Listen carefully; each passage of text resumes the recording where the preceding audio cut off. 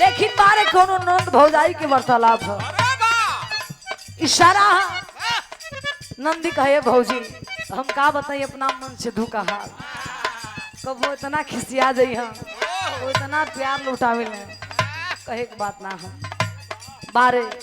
नंदी कहत बे कैसे मास्टर कहे का नंदी केतनो नीमन होई तस्तई देनु कारी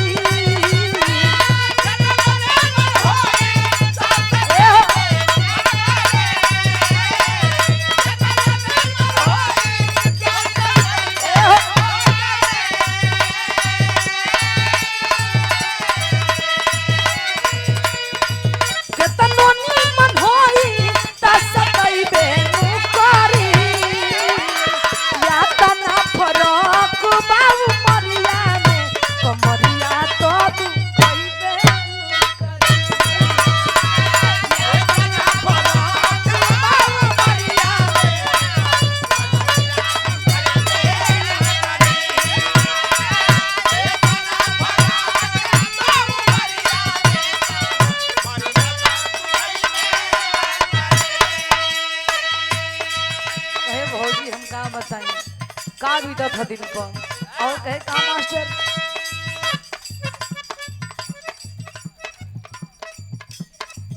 सुंदर पुरस्कार रम के पिताजी हमारे गार्जियन आप महेंद्र यादव जी की ओर से सम्मान में 20 रुपया बाबू जी के चरणों में कोट कोट स्वागत बंधन है तमाम पंचों को पुलकी है और कहे का मास्टर डरे हमर रोवा रोवा हो ही जाता खाड़ा सोची सोची देहिया में छोड़ी देता जाड़ा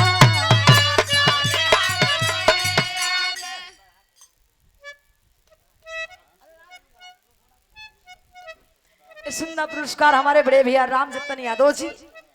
आप आर्मी में बड़े भैया को सुंदर पुरस्कार ये 500 रुपया पुरस्कार है घबराए कना सुबेरवा में भरी हो देना था मास्टर पैसा ही सब कुछ ना लो मास्टर तुम मोल चाम बजाओ और लाइक बनल हो कब भैया फौज भैया अरे मर्द तो मोल चाम वाला मर्द दबाओ का कहे का डरे हम रोवा रोवा होई जाता खाड़ा सोची सोची देहिया में छोड़ी देता जाड़ा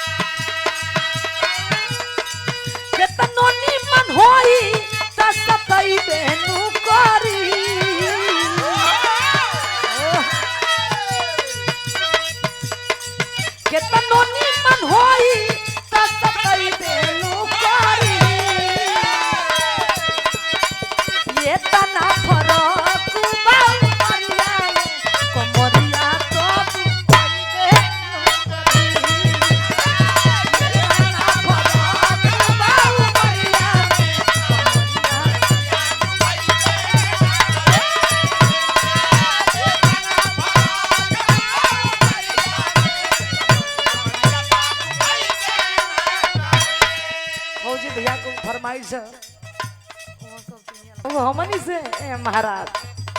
जिंदगी में बात नहीं कुछ अच्छा मौका पाई हम सुंदर पुरस्कार बड़े भैया को ओर से सम्मान में 100 रुपया फिर 50 रुपया सम्मान में 150 पुरस्कार आप फौजी भैया को ओर से चरणों में कोट कोट स्वागत बंधन है तमाम पंचों को पुलोगी है कहे का नंदी है भौजी सुना ये तो खाली बॉर्डर पलड़े चल जाते हुआ हमारा दिन तो का भी तो दिया ही नहीं खो जाता का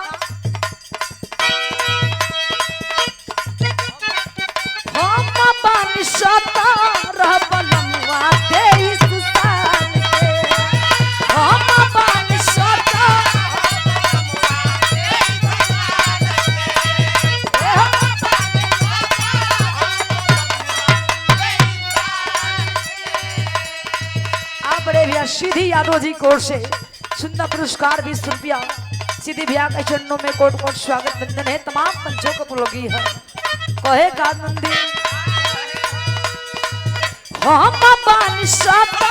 रहबल मुआ के इस साल के उ लागत हो मन लइके कहती है दादा हम का करे ए हो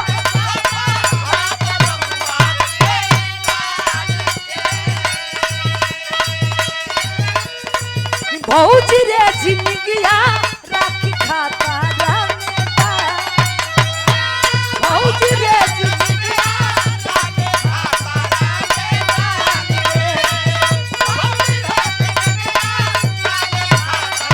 भैया करता को दे हम अपन सता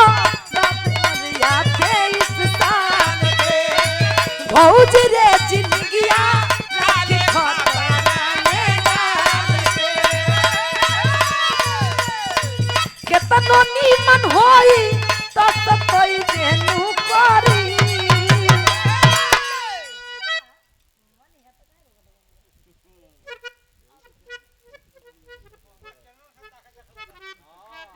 आज हकीकत में मुलाकात होती है। कब हुआ? खाली टीवी मोबाइल पर देखते रहे भाई फौजी भैया आज साक्षात दर्शन होती है। अब कहा चाहते हुआ ये सुंदर पुरस्कार हमारे बड़े भैया की ओर से बड़ी हमारे फैन बड़ी कलाकार को सम्मान दिया करते हैं। गार्जियन सम्मान में 100 रुपया पूरे पार्टी को सम्मान में 21 रुपये तक सम्मान किए हैं। भैया के चरणों में कोट कोट स्वागत बंदन है। तमाम पंचों कहे वाली बात नहीं भैया लेकिन बाहर मास्टर फिर बजावत होने को यो कम ना होने को पूरा ना हो तो मैं तो लगेले होने लाइन दे देते उनको लेकिन बारे कोनो नंद भौजाई के वार्तालाप हो इशारा नंदी कहे भौजी हम का बताइए अपना मन से धुका हाल कब वो इतना खिसिया जाई हम वो इतना प्यार लुटावे ले कहे के बात ना हो बारे नंदी कहत बे कैसे मास्टर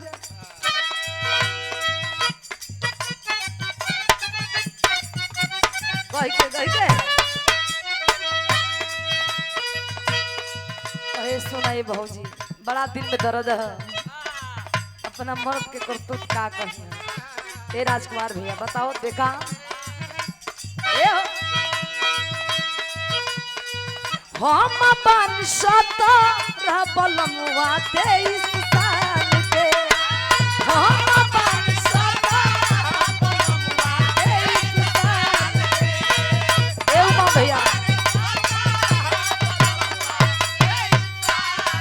कहे कि देखा ए भाभी हम का बताइए भौजाई हमारे ई नाजुक बदन बा जोड़ा नहीं के बैठल कहा मारन उतना उम्र के हमार उम्र का बुझत ना हम तुम मध्यम ना बुझात खिसिया जात हो मारियो दे धोने एक दू थापर ये सुंदर पुरस्कार बड़े भैया श्याम गोपाल यादव जी की ओर से सम्मान में 100 रुपया भैया के चरणों में कोट कोट स्वागत बंदन है। ए उमा भैया कह तारी हम का कहीं देखा मेल नहीं खे हो मेल बेमेल हो गया राम जतन यादव जी बड़े भैया आर्मी के जवान बानी